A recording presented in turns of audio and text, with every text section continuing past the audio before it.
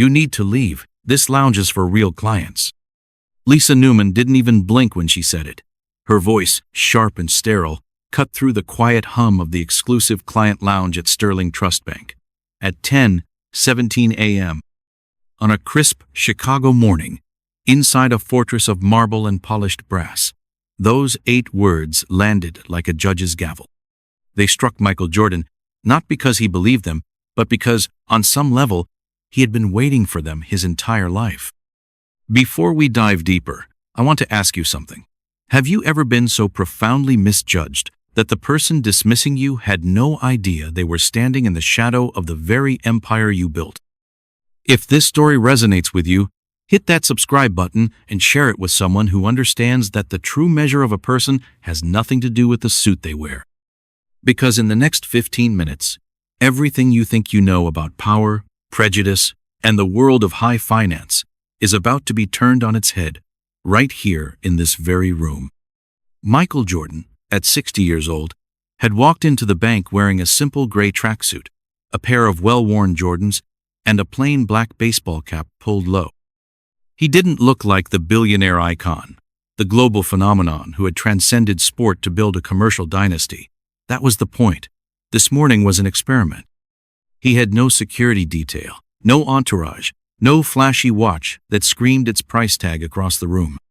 He carried only a single unmarked manila folder and wore the quiet, unshakable confidence that had defined him for decades. He approached the main desk and calmly requested access to the private lounge to discuss opening a significant portfolio, hinting at an 8-figure initial investment. The teller, a young man barely out of college, directed him to the glass-partitioned room with a polite, if slightly confused, nod. But the moment Michael sat down on a plush leather armchair, that fragile sense of calm was shattered. Lisa Newman, 43, the branch manager, strode over as if she'd detected a breach in her carefully curated fortress.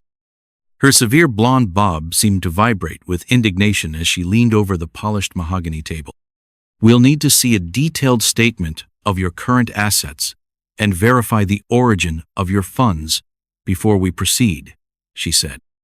Her tone was flat, but her eyes were cold, scanning his attire with a look that was part appraisal, part dismissal. Michael didn't flinch. He'd seen that look before. It was the same look he'd gotten from a sports writer at 21 who called him a flashy dunker with no fundamentals. The same look from a corporate board at 35 that doubted a basketball player could sell anything more than sneakers. And now, decades and $1 billion empire later, here it was again, in a bank that managed the wealth of men he could buy and sell 100 times over. He calmly opened the folder, preparing to slide a document across the table.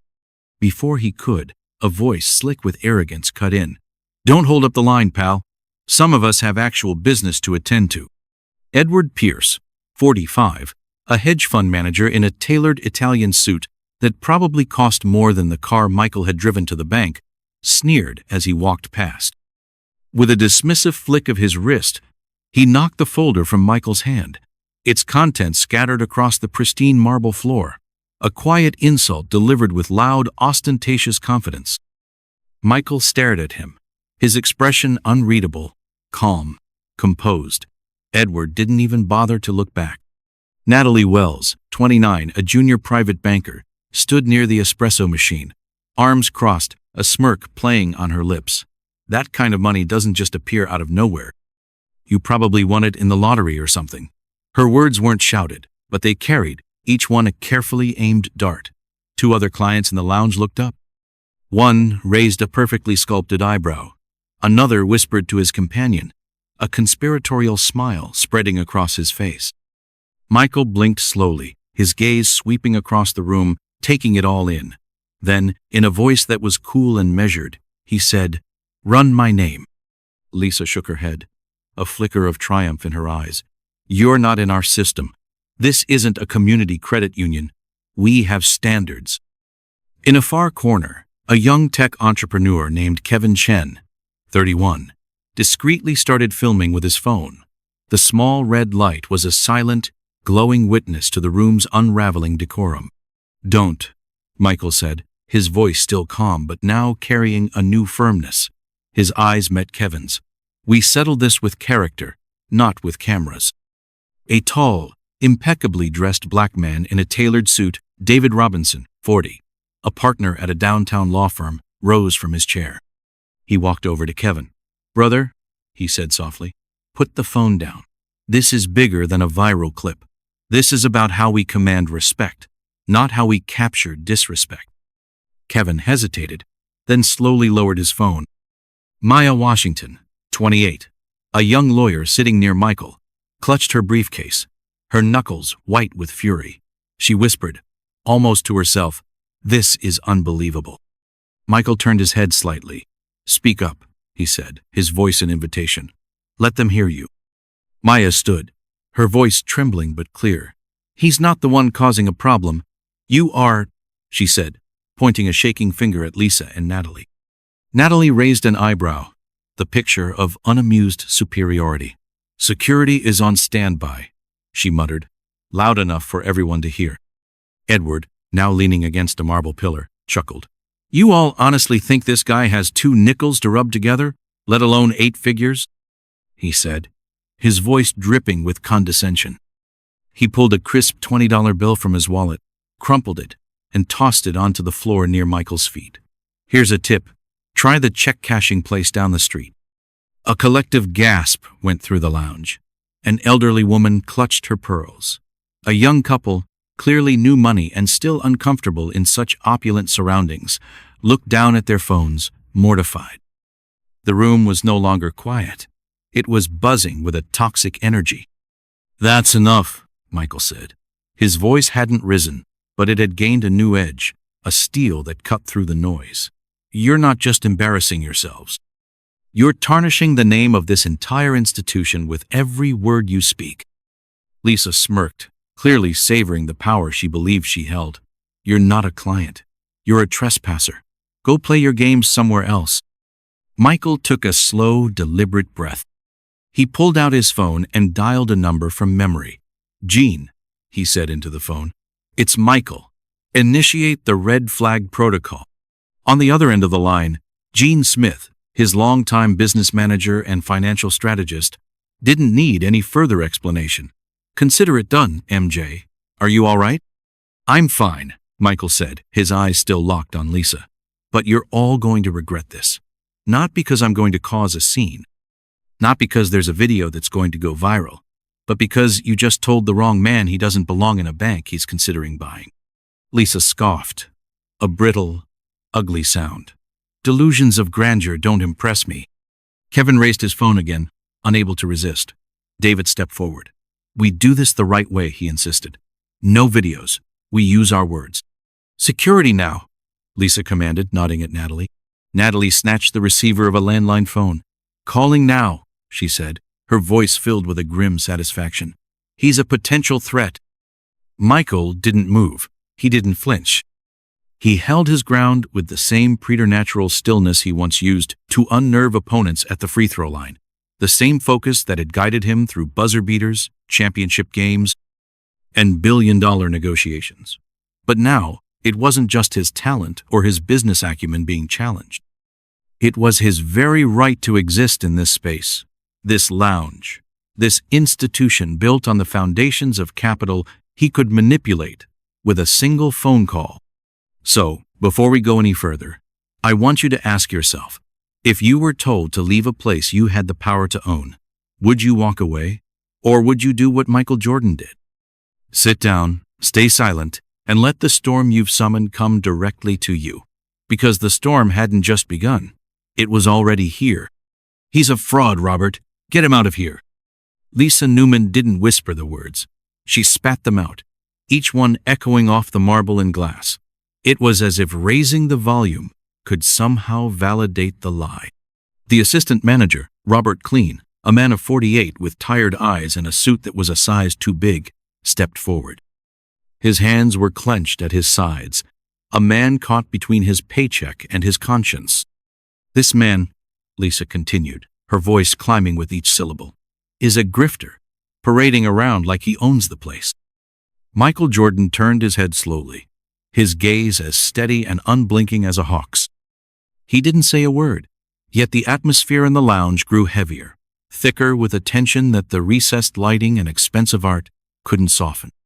The room no longer felt like a private sanctuary for the wealthy. It felt like a public execution. Edward Pierce, ever the opportunist, added his voice to the chorus. He's obviously trying to case the joint. Look at him. He's probably got a record a mile long. Why haven't you called the police? The word police hung in the air, a loaded threat. Two clients near the window exchanged nervous glances. One discreetly slid his phone out of his pocket, then thought better of it. Natalie Wells, still leaning against the wall, her arms, a fortress of judgment across her chest, narrowed her eyes. No real client comes in dressed like that, asking to move 8 figures, she declared with the unearned confidence of the chronically insecure. It's drug money. It has to be. Michael absorbed the comment, his expression unchanging. His tracksuit, clean but ordinary. His iconic sneakers, the simple baseball cap. It wasn't the uniform of wealth they expected. It was the uniform of a man who had earned the right not to care about their expectations. It was authentic. It was a test. And they were failing spectacularly. Maya Washington, the young lawyer, stood up again, her voice shaking but resolute. You are all making assumptions based on nothing but prejudice. You don't know the first thing about him. Edward laughed, a short, barking sound. Oh, we know the type. Thinks a little flash and a big story can get them in the door. He probably scammed some old lady out of her pension and thinks he can wash it here. Robert shifted his weight, the discomfort radiating off him in waves. His lips parted as if to speak, but no words came out. He was a man drowning in silence. Kevin Chen, the tech entrepreneur, still holding his phone, looked at Michael. I should be recording this. This is evidence. Michael shook his head almost imperceptibly. Words, he murmured, not images. David Robinson, the law firm partner, stood beside him, a silent pillar of support. He placed a hand on Kevin's shoulder. Let your voice be the witness, not your lens. If we want to change the system, we have to speak its language, not just post its failures. Kevin hesitated, then nodded. You're right, but this is insane. Maya looked around the room, her eyes wide with a mixture of anger and disbelief. This is how it happens. This is how they keep us out. Natalie took a sharp breath. You're the one making a scene. Michael's voice, when it came, was like ice. You are about to call the authorities on me for asking a question in a bank. That is the only scene here. Robert finally found his voice, though it was barely a whisper, his eyes fixed on the floor. Do you have any form of identification, sir? The words stumbled out, heavy with shame. Michael didn't look at him. He spoke into his phone again, his voice clear and calm. Gene, they're escalating. Proceed to phase 2 of the red flag protocol. Gene's voice on the other end was steady, efficient. Confirmed, MJ. I've logged the escalation. The language being used has been noted. Lisa's call to security is being time-stamped. The Internal Audit Committee will be listening to this. They'll hear everything, Michael replied, his gaze returning to Lisa. Every single word. Robert straightened up slightly. A man caught in a crossfire he hadn't anticipated. His loyalty to Lisa was at war with the undeniable truth unfolding before him. Lisa waved him off, her confidence unwavering. Don't listen to his bluffs. He's just trying to create chaos. Edward chimed in again, his arrogance a bottomless pit. It's probably some kind of social media stunt. He's trying to go viral by playing the victim. Kevin stepped forward, his phone now forgotten in his pocket. He's not filming. I was, and he told me to stop. He asked us to speak, not to post. Maybe you should try listening for a change. Natalie's voice trembled slightly, the first crack in her polished facade. Security is on its way. They can handle this. Security for what? Maya demanded, her voice ringing with defiance. For a withdrawal he hasn't even made yet? Lisa raised her voice, trying to regain control. You are all being played. Do you really think someone like him just walks in off the street with access to that kind of capital? Wake up! Michael turned to face her fully, his 6'6" frame seeming to fill the room even while seated. You sound scared, Lisa. That's the sound of your career circling the drain. Lisa hissed, "Is that a threat?" Michael's expression didn't change. "No, it's a mirror." Jean's voice came through the phone again. "MJ, I've elevated the incident to the board of directors. They are monitoring the situation live. We've also cross-referenced the 2024 acquisition prospectus with your personal holding company's profile. The link is being sent to the internal audit team for immediate confirmation." Michael nodded once. "Keep the line open, Jean." Lisa scoffed. "The board isn't going to save you from your own lies." Robert turned to her, his voice hollow. "Lisa, what if he's telling the truth?" Lisa stared at him, her eyes wide with betrayal. "Don't be a fool, Robert." But the seed of doubt had been planted. The cracks were beginning to show. Michael stood up. The movement was slow, deliberate, and powerful. He was no longer a passive observer. He was a force of nature. "You asked for my financial history.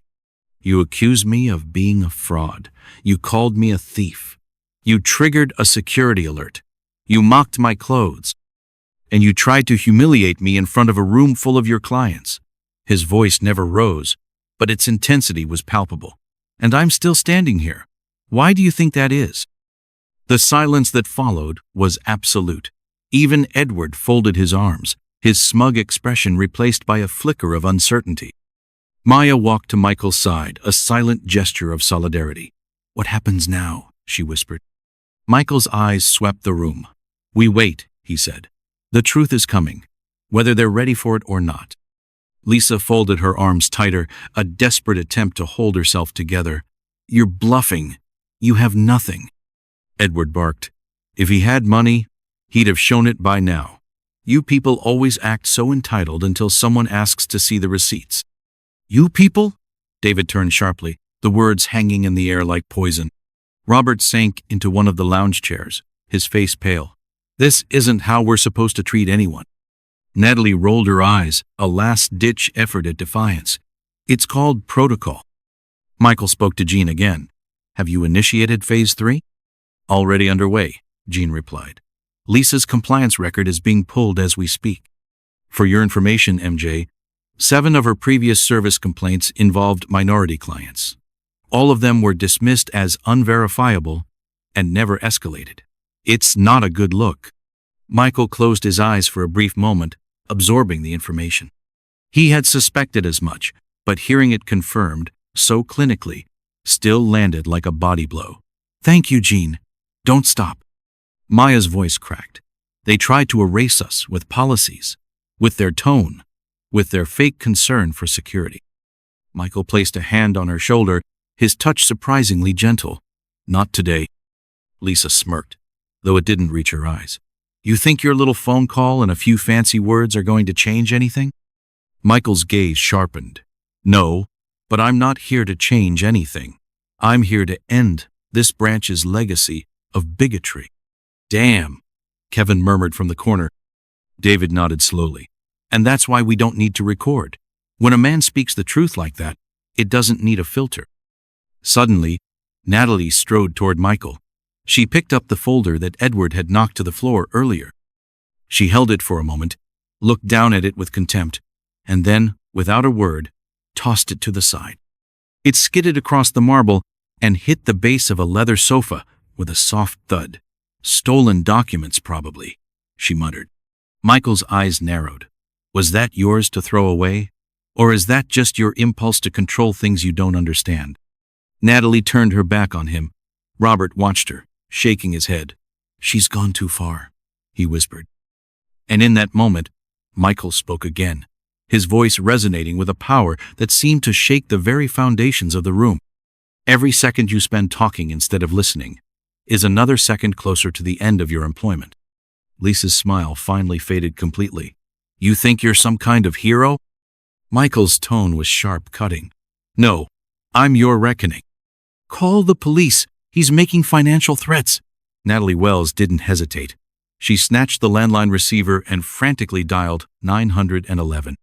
Her voice, loud and shrill, filled the lounge as she reported, "Yes, we have a man here making threats and attempting to access funds under false pretenses. It's a high-value target, possibly part of an organized crime ring. She didn't stutter. She sounded rehearsed, as if this was a script she knew by heart. Michael Jordan remained motionless in the center of the room, his hands folded calmly in front of him. His eyes were locked on her, his voice quiet but sharp enough to cut through her frantic report. "You just committed a felony by filing a false police report. I hope you're prepared to explain that to a federal judge." Lisa Newman scoffed, folding her arms as she leaned against the espresso machine, a last bastion of her crumbling authority. "Sweetheart, that's not how this works. We protect the institution, not imposters." Her words were laced with a desperate, venomous contempt. She then turned to Robert Klein, the beleaguered assistant manager. "Get him out. Now." Robert didn't move. His eyes darted from Michael to Natalie, then back to Lisa. "He hasn't even raised his voice," he muttered, more to himself than to anyone else. "That's what terrifies you, isn't it?" Edward Pierce, ever the instigator, stepped forward, shoving his hands in his pockets to project an air of casual dominance. "He's obviously laundering money. What more proof do you need?" He waved a platinum credit card in the air as if it were a royal scepter. "I'm supposed to be in a vault consultation right now. I am a priority client." His voice was harsh, theatrical. "This man is a nobody. This is all just a performance." Lisa, emboldened by Edward's support, stepped behind Michael's chair. "Show me your bank statements. Right now," she demanded. "If you're so legitimate, prove it. Open your accounts on this tablet, in front of everyone." The request wasn't procedural. It was a public challenge, a demand for humiliation. Michael didn't move. He simply lifted his head, his gaze shifting to the entryway as the sound of heavy footsteps echoed on the marble. The security lead, Tyler Moss, 34, had arrived. He wore a crisp navy uniform with the Sterling Trust logo stitched neatly over his heart. "What's the situation here?" he asked, his eyes scanning the room. Natalie pointed a trembling finger at Michael. "He's a suspected fraud. He's refused to provide verification, and now he's making threats over the phone." Tyler nodded, his expression grim, and walked directly to where Michael was standing. He stood inches from him, a physical embodiment of the bank's authority. "I'm going to need your bag and your phone, sir." He didn't ask. He commanded. When Michael didn't immediately comply, Tyler reached out and shoved the manila folder off the adjacent seat and onto the floor. "You're being detained for non-compliance." David Robinson, who had been standing quietly near the center of the room, stepped forward. "That is not legal. He has not broken a single law." Maya Reed gripped her phone, her knuckles white. "This is what they do," she whispered, her voice trembling with rage. "Even when you do everything right, this is what they do."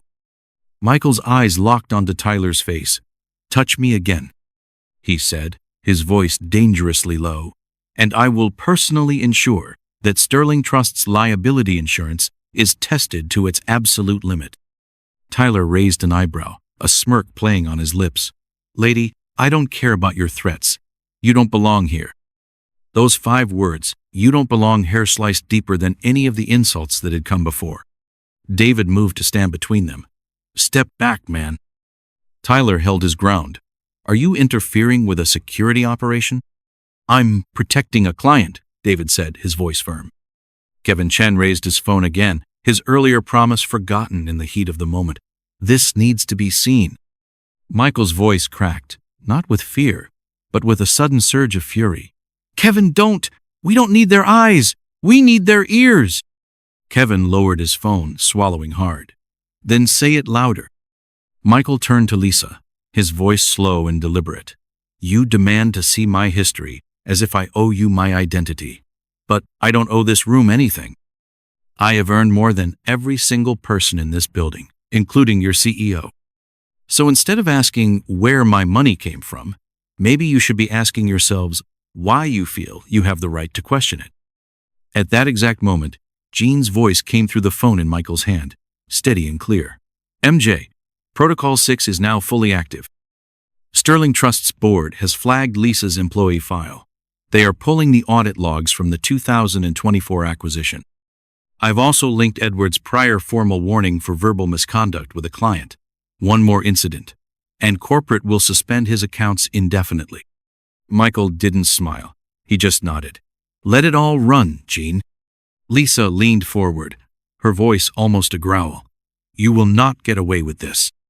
Michael replied, his voice laced with the irony of a lifetime of such encounters. You mean being black, wealthy, and patient?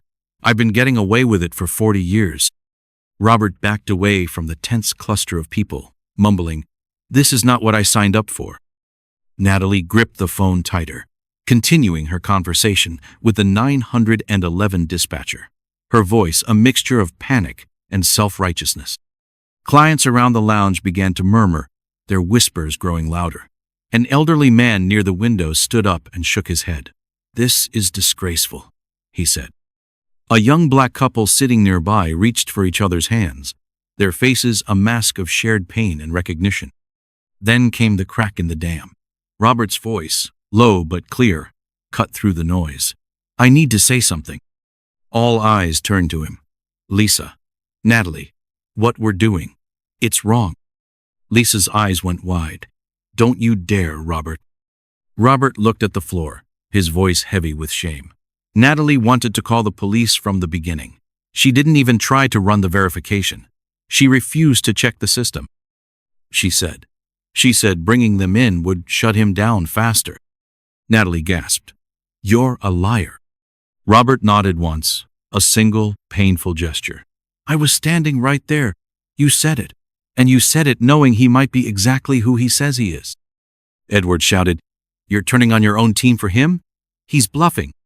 Michael stood to his full height, his presence dominating the room.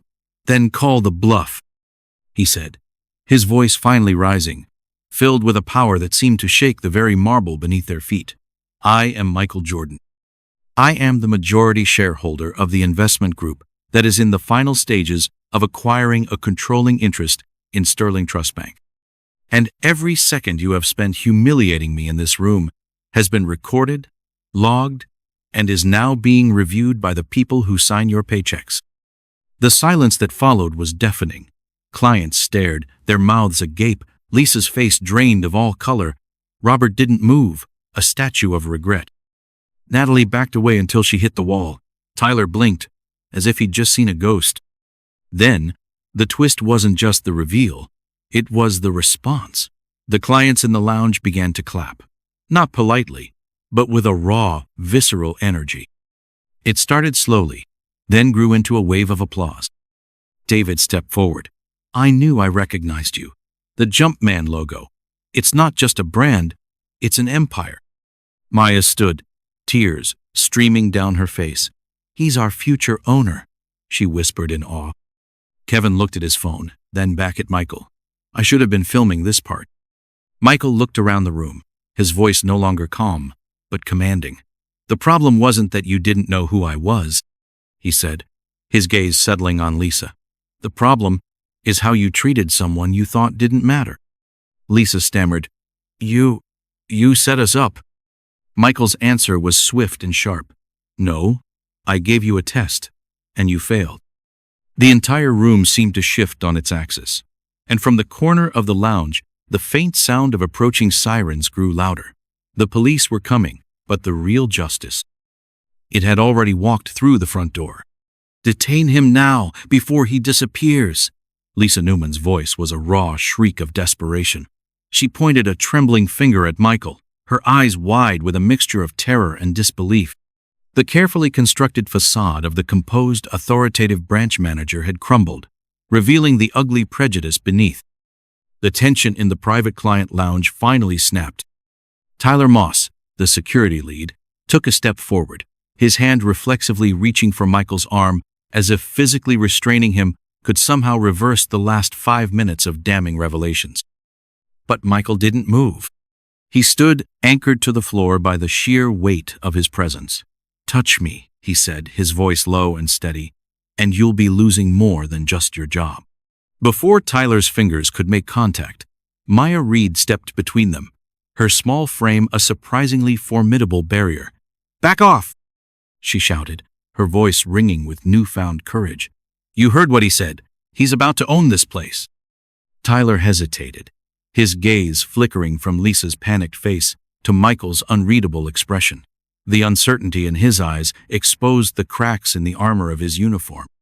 At that precise moment, the heavy glass doors to the lounge swung open, and two uniformed Chicago police officers stepped inside. Their boots made a stark, rhythmic sound on the polished marble floor. A hush fell over the room. The first officer, a white man in his late 40s with a weary, seen-it-all expression, surveyed the scene, his gaze eventually landing on Michael. "We got a report of a possible fraud in progress. Can someone tell me what's going on here?" Natalie Wells, desperate to regain some semblance of control, stepped forward immediately, her posture rigid with self-righteousness. He was impersonating a high-net-worth individual, officer. He demanded a massive cash withdrawal with no verification. "We believe it's a federal-level offense." Her voice was sharp, confident, as if she were testifying in a courtroom she had already won. Michael didn't blink. He didn't flinch. He simply turned to the officer and said, "I will be making a full statement, but not just yet." Before the officer could respond, a soft, hesitant voice cut through the silence. "They're lying." Every head in the room turned. It was Kevin Chen, the young tech entrepreneur who had been quietly observing from the corner. He stood up slowly, his phone held loosely in his hand. "They did the same thing to me last month," he said, his voice gaining strength with each word. "I came in to transfer the seed money for my new startup. It was a 7-figure wire.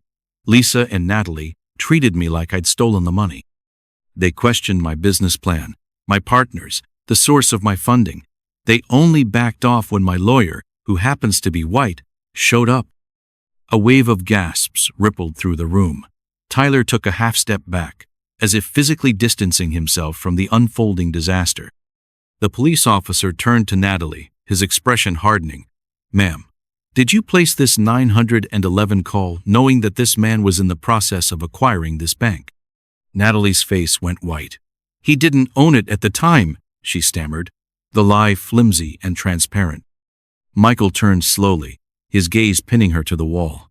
"The acquisition has been in progress for 6 months, which means what you just said is either a blatant lie or a confession of willful ignorance." Kevin Chen whispered to David Robinson. He didn't have to raise his voice. He didn't need a camera. He is the camera. David looked at the officers and said, "Gentlemen, I believe you are witnessing the dismantling of a corrupt system, one that has protected people like Natalie, Lisa, and Edward for far too long. And I think you know it too." The officer who had spoken earlier gave a slow, almost imperceptible nod.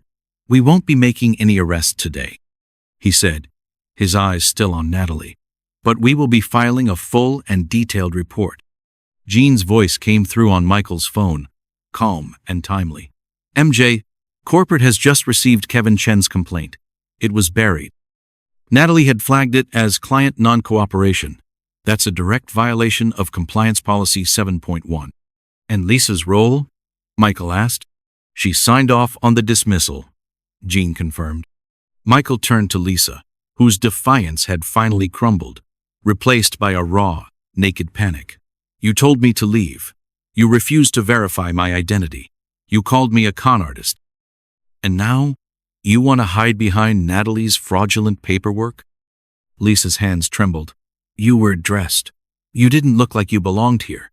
I made a judgment call." Michael stepped forward, his shadow falling over her. "That wasn't a judgment call, Lisa. That was prejudice." Edward Pierce, who had been stewing in the corner, scoffed. "This is all getting far too dramatic. I'm leaving. I have a tea time to make." "No, you don't," Maya Reed shouted, her voice ringing with indignation. "You were a part of this. You threw money at him." Edward snapped, "You people are always so loud." And just like that, the room, which had been simmering, boiled over. "You people?" Kevin repeated, his voice laced with disbelief. "You mean the man who's about to be your banker?" David stepped between Edward and the rest of the room. "You should leave, man. Now. That platinum card you're so proud of won't protect you from what just happened here."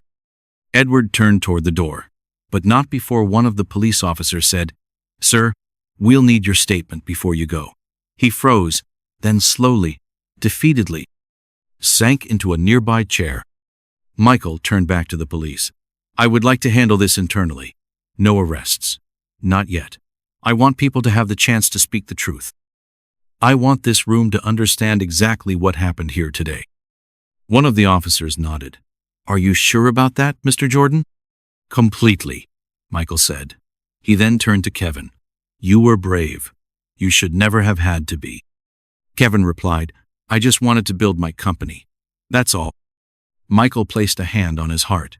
And from this day forward, you will never be treated like that in this institution again.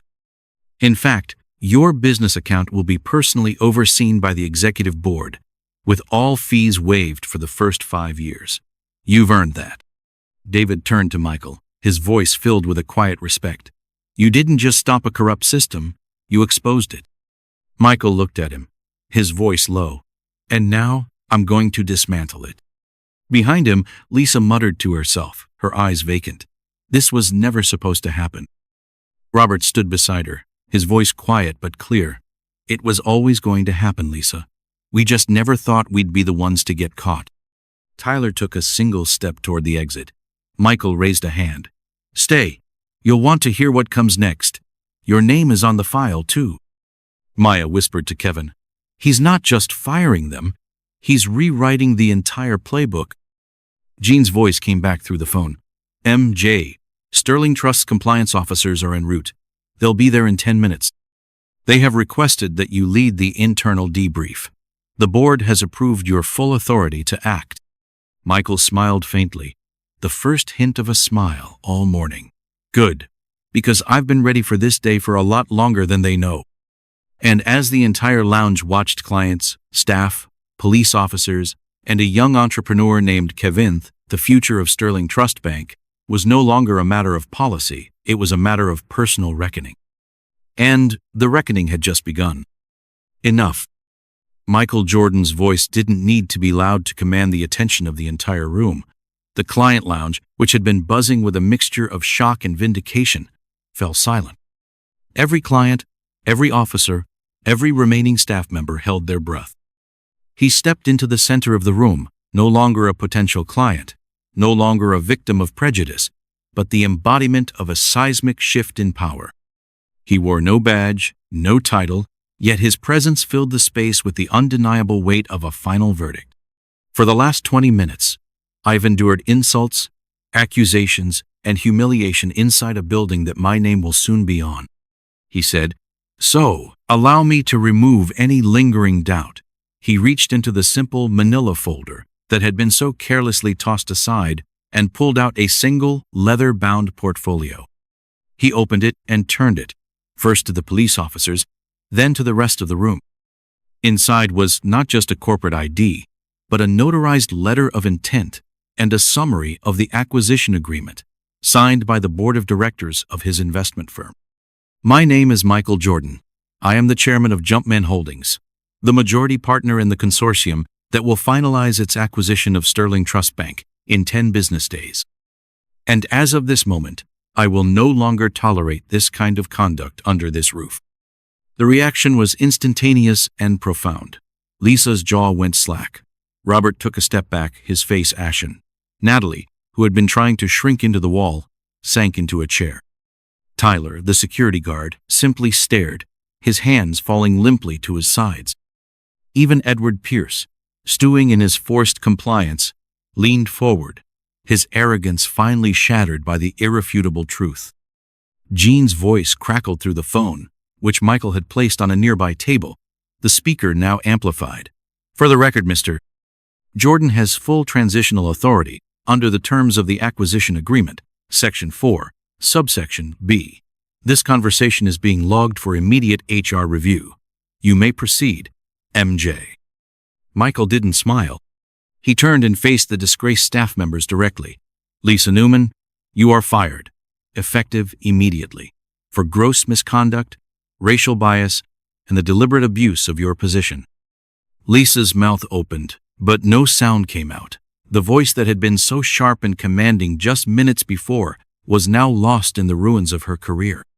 Robert Clean, you are also fired, not just for your complicity, but for your cowardice. for standing by in silence while a client was profiled, accused, and humiliated. Robert didn't argue. He simply lowered his head, the gesture a silent admission of his failure. "Natalie Wells," Michael continued, his voice like steel, "you are terminated. For knowingly filing a false risk report, for making a fraudulent 911 call, and for systematically burying client complaints to protect your own bigotry. You didn't just fail the system, you actively corrupted it." Natalie let out a sharp, ragged breath, her composure finally breaking. I didn't know it was you." Michael didn't flinch. "And if it had been someone else? Someone without my resources?" Natalie's lips parted. She stopped. There was no defense. There was no excuse. "Tyler Moss," Michael said, turning to the security guard. "You are dismissed for aggressive behavior, attempted unlawful detainment, and a complete failure to de-escalate a situation you were trained to handle." Tyler stood tall, but his eyes were vacant. He simply turned and walked to the far end of the lounge, a man waiting to be escorted from the life he had known. "And Edward Pierce," Michael said, his voice turning colder still. "You are hereby banned from all Sterling Trust institutions and any future entities under my ownership, effective immediately, for harassment, public indecency, and a pattern of documented misconduct." Edward leaped to his feet. "You can't ban me. My fund has over $100 million with this bank." Maya shouted from the side, "Not anymore. You don't." Michael raised a hand, silencing the room once more. "We don't build institutions to serve the loudest egos in the room," he said calmly. "We build them to protect the quiet dignity of every person who walks through that door expecting to be treated with respect." The room erupted in applause. It wasn't polite or performative. It was a raw, cathartic release of years of pent-up frustration and injustice. David Robinson stood with a quiet nod. "That," he said, "is what justice looks like in real time." Kevin Chen, still standing off to the side, had tears in his eyes. "I thought I'd never be seen. Not really." Michael looked at him, his voice softening for the first time. "You were not just seen today, Kevin. You were heard." Just as the police officers began to exit, Natalie's voice, small and cracked, rose from her chair. "Wait." The room quieted again. I need to say something." Michael turned, his expression unreadable. "Speak." Natalie took a breath that shook her entire body. "I buried 12 complaints over the last 18 months. All of them were from minority clients. I flagged them as unresolved, lacking documentation, or outside policy. I did it to keep our branch's compliance scores clean." Robert knew. "He told me to do what you have to do." A gasp rippled through the lounge. Robert didn't look up. Michael turned to the phone. "Jean, can you confirm that?" Jean's voice returned without hesitation. "Confirmed, MJ. We've already located the complaint files and the corresponding audio logs. Natalie's voice is on 3 of them. Robert's digital signature is on 8. Natalie sat, shaking, in her chair. "I didn't know how to stop. I thought if I didn't play along, I'd be the next one they came for." Michael approached her slowly, his tone measured. "You weren't a follower, Natalie. You were the one holding the match while others lit the fire. But today, I'm putting that fire out." Natalie didn't respond.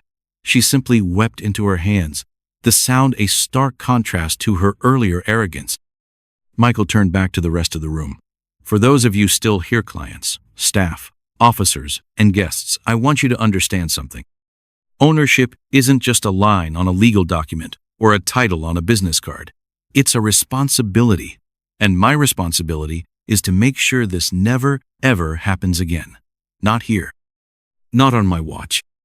Jean's voice followed, a final, definitive statement.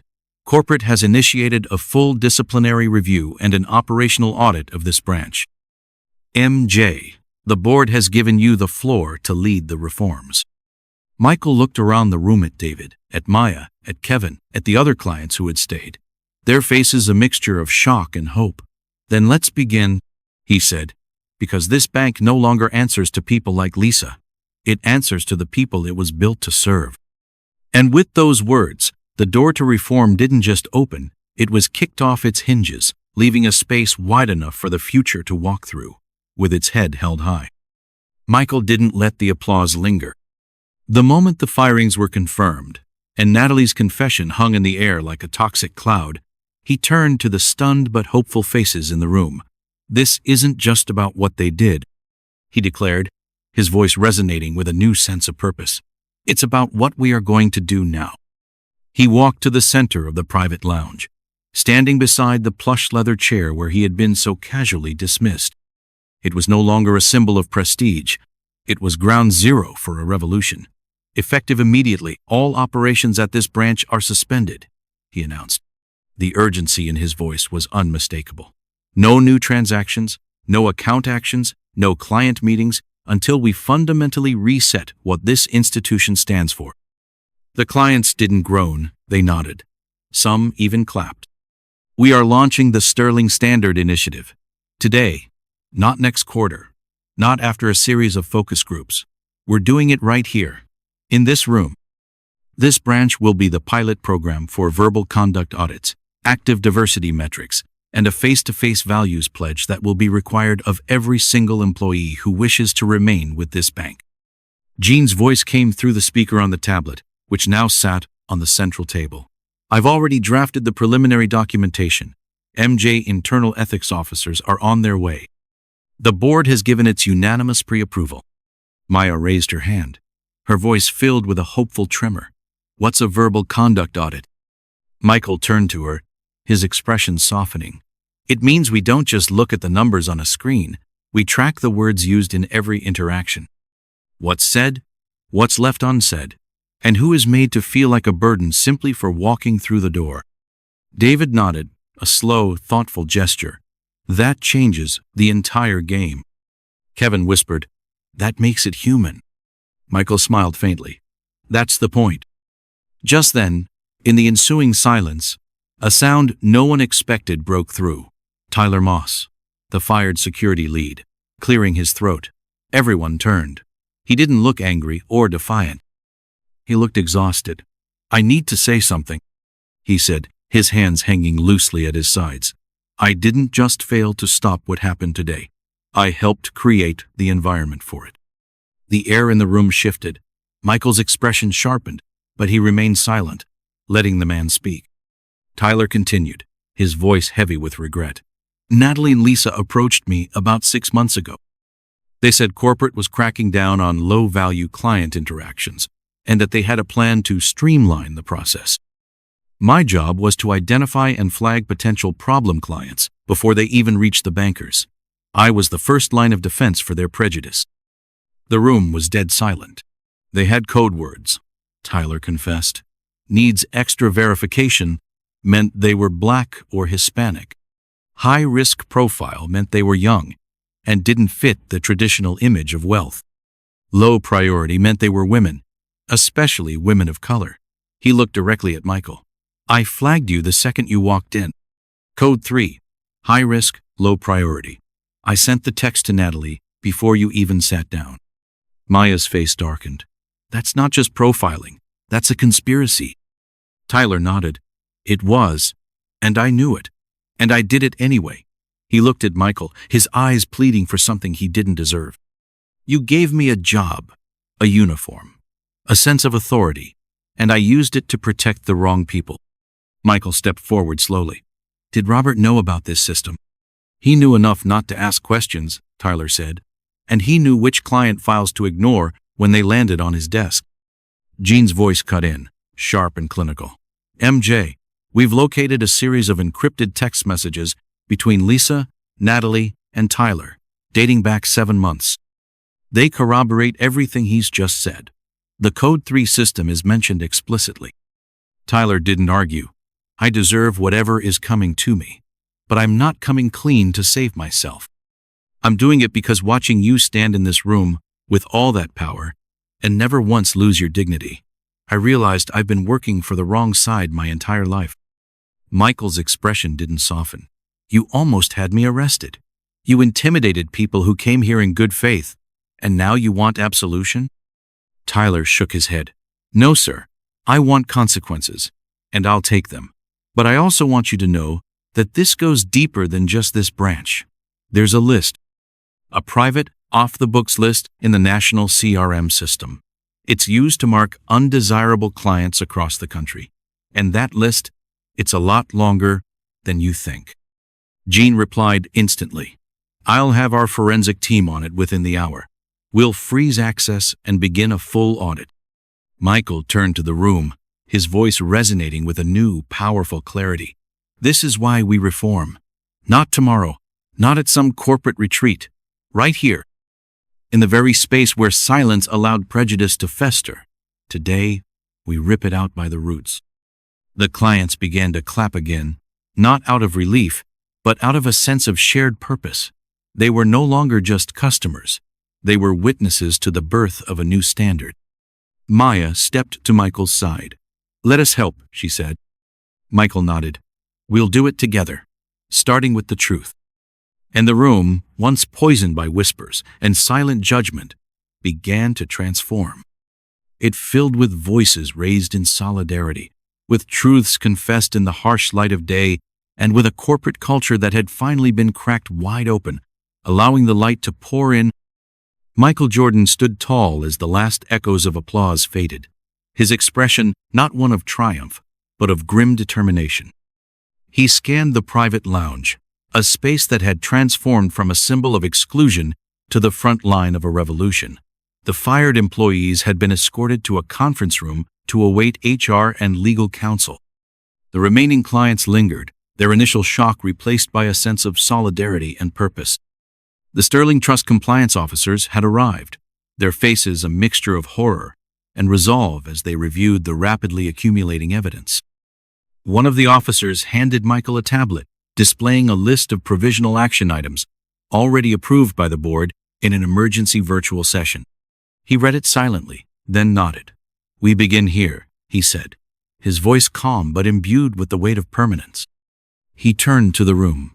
Effective immediately, Sterling Trust will mandate verbal conduct audits and implicit bias training, led by independent third-party experts at every branch in North America.